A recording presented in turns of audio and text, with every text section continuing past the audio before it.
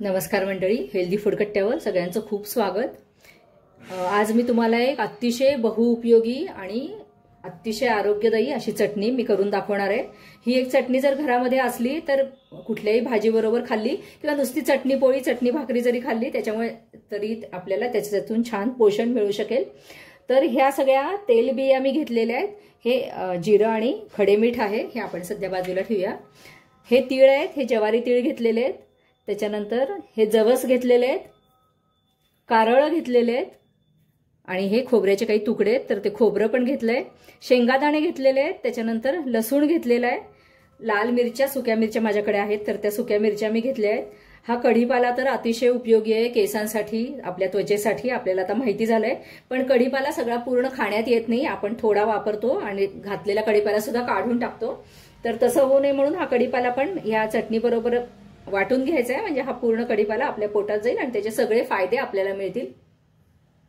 त्याच्यानंतर एक थोडासा वेगळा इन्ग्रेडियंट्स मी घालणार आहे आज। तर हे आहे, ही आहे कोथिंबीर। ही मी स्वच्छ धुवून घेतलेली आहे आणि कोरडी करून घेतलेली आहे। आता ही कशी घालायची ती पण मी तुम्हाला नंतर सांगते। त्यानंतर माझ्याकडे हा थोडासा पुदिना आहे, हा वाळलेला पुदिना आहे। हे बघा, तुमच्याकडे ओला असेल तरी सुद्धा घालायला हरकत नाही। या पुदिन्यामुळे अशी छान खमंग अशी चव येते चटणीला, अशी छान चटपटी पुदिन्यामुळे पण चव येते। आणि याच्यामध्ये आपण थोडंसं आमचूर घालणार आहे, हे घरीच केलेलं आमचूर आहे। आणि तर हे आमचूर, हा पुदिना, त्याच्यानंतर कोथिंबीर, हे सगळं ऐच्छिक आहे, पण घातलं तर त्याच्यामुळे चटणीला एक वेगळी आणि अशी छान चव येईल। आता तीळ आपल्याला माहिती आहे आपल्या आरोग्यासाठी किती फायदेशीर आहे, याच्यामुळे आपल्याला कॅल्शियम मिळतं। केसांच्या वाढीसाठी सुद्धा तीळ खूप उपयोगी असतात। त्याच्यानंतर हे जवस आणि हे कारळ, ह्याच्यामुळे सुद्धा रक्तदाब आपला नियंत्रित राहतो, प्रतिकारशक्ती आपली वाढते। त्याच्यानंतर शेंगदाण्यामुळे सुद्धा आपलं पोट भरलेलं राहतं। शेंगदाणे खाऊन वजन कमी करता येतं, तुम्हाला कदाचित कुणाला माहित नसेल तर माहित करून घ्या। शेंगदाणे खाल्ल्यामुळे काय होतं, आपल्याला आपलं पोट भरलेलं असल्यामुळे आपल्याला वारंवार खायची इच्छा होत नाही आणि मग त्याच्यामुळे वजन नियंत्रित राहण्यासाठी सुद्धा याचा उपयोग होतो। लसूण सुद्धा प्रतिकारशक्ती वाढण्यासाठी अतिशय उपयुक्त आहे। कोलेस्ट्रॉल जे आहे तर ते नियंत्रित राहतं।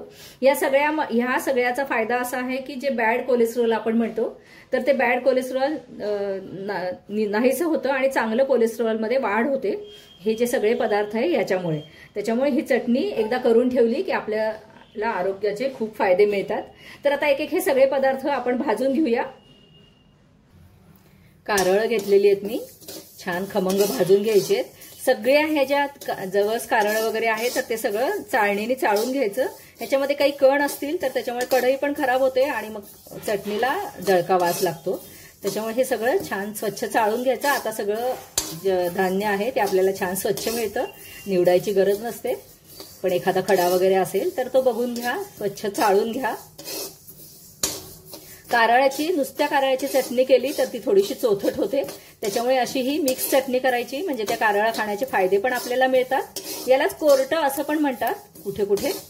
आणि मी चांगली जाड बुडाची कढई घेतलेली आहे, त्याच्यामुळे मीडियम गॅसवर मी छान भाजून घेणार आहे। असे छान तडतड तडतड उडायला लागतात, तुम्हाला आवाजही येत असेल याचा। तर असं झालं आणि थोडासा कारळाचा रंग बदलला की कारळ भाजून होतं आपलं। कारळ भाजल्याचा छान खमंग वास येतोय आणि कारळाचा रंग पण बदललाय। जेव्हा कारळ अशी पूर्णपणे उडायचे थांबतात तर तेव्हा ही कारळ काढून ठेवायची। आता ही कारळ मी बाजूला ठेवते।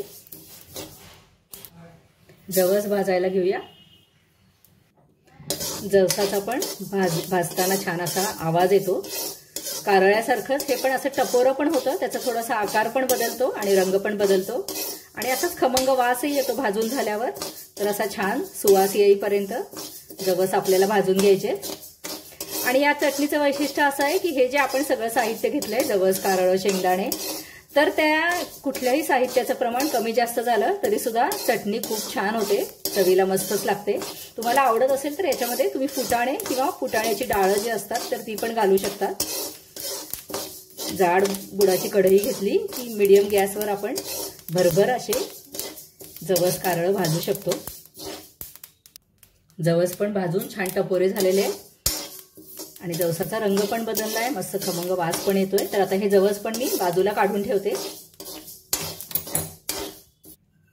खोबरं खिसून घेतलेलं जास्त चांगलं, पण माझ्याकडे आता हे तुकडे आहेत त्याच्यामुळे हे मी तुकडे घेतलेले। तुम्ही खोबरं जाड खिसणीने खिसून घेतलं तरी सुद्धा चालेल, किंवा पातळ काप करून घ्या, म्हणजे मग छान एकसारखं भाजलं जातं. तर आता खोबरं पण छान रंग बदलेपर्यंत आपण खमंग भाजून घेणार आहे. खोबरं थोडंसं कमी भाजलं तरी चटणी छान लागते, पण मग ती जास्त टिकत नाही. तर त्याच्यामुळे थोडासा रंग बदलेपर्यंत, लालसर होईपर्यंत आपण हे खोबरं पण भाजून घेणार आहे.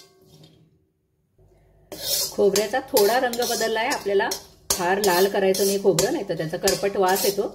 एक 4-5 मिनिटं मी हे खोबरं असं भाजून घेतलंय. आता हे खोबरं काढून घेणार आहे.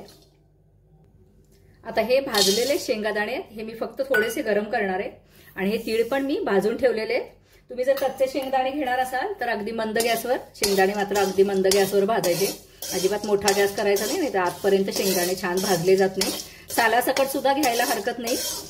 हे मी फक्त आता गरम करून बाजूला काढते.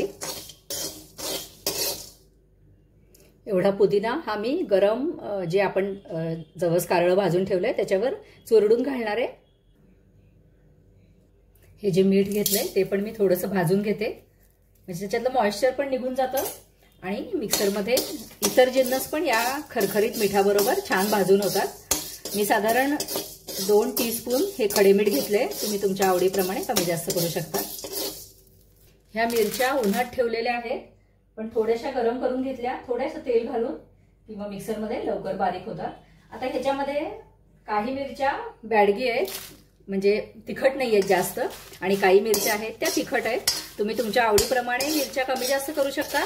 आणि तुमच्याकडे जी लाल तिखट असतं कोरडं, आपण वर्षभराचं करून ठेवलेलं असतं, ते सुद्धा वापरलं तरी सुद्धा चालेल. थोडंसं तेल घालणार आहे. एकूणच चटणी करताना तेल फार घालायचं नाही. तेल जास्त घातलं तर त्या तेलाचा चटणीला वास येतो आणि चटणी लवकर खराब होऊ शकते. त्याच्यामुळे अगदी थोडं तेल घातलंय आणि आता हे छान परतून घेणार आहे. त्याच गरम भाजलेल्या जिन्सांवर हे जिरं पण मी घालणार आहे. जिरं भाजायची गरज नाहीये. मिरच्यांचा सुद्धा थोडासा किंचित आकार बदलतो, त्याच्यातलं मॉइश्चर निघून गेल्यावर जरा फुगल्यासारख्या दिसतात. म्हणजे आपल्या मिरच्या पण भाजून झालेल्या. आता हे आपण मी काढून ठेवते.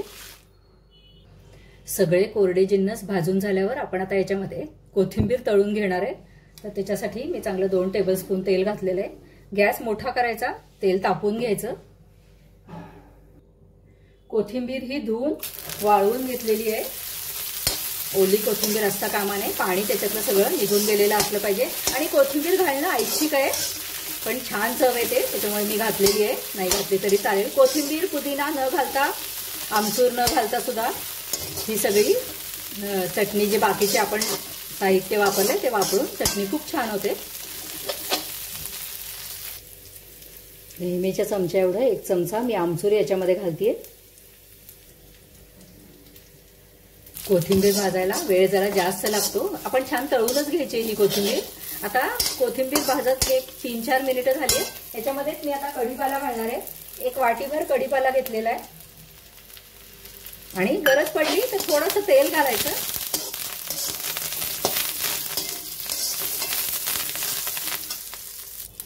मी अजून 1 चमचा ह्याच्यामध्ये तेल घातलं.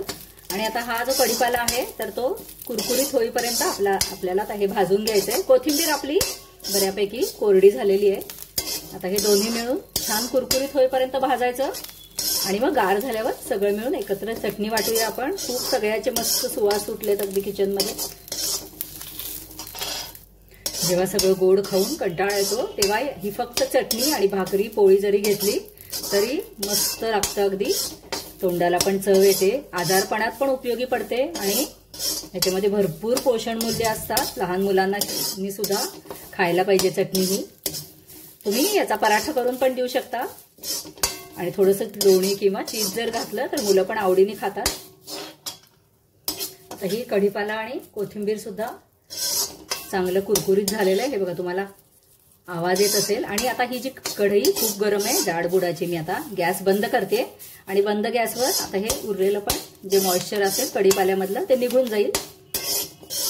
त्याच्यानंतर लसूण आपल्याला भाजायचं नाहीये. मी हा फक्त त्याच्यामध्ये ऍड करणार आहे. गॅस मी बंद केलेला आहे.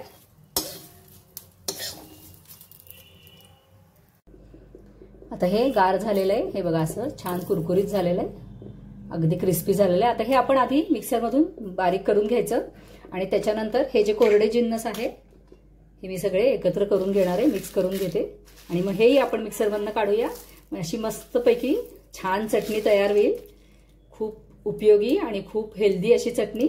तर तुम्ही जर कधी केली नसेल तर एकदा ही चटणी करून बघा, म्हणजे मग कुठल्याही भाजीची वगैरे सुद्धा गरज पडत नाही. आणि मंडळी, व्हिडिओ जर आवडला असेल तर लाईक करा, शेअर करा, सबस्क्राईब करा. धन्यवाद.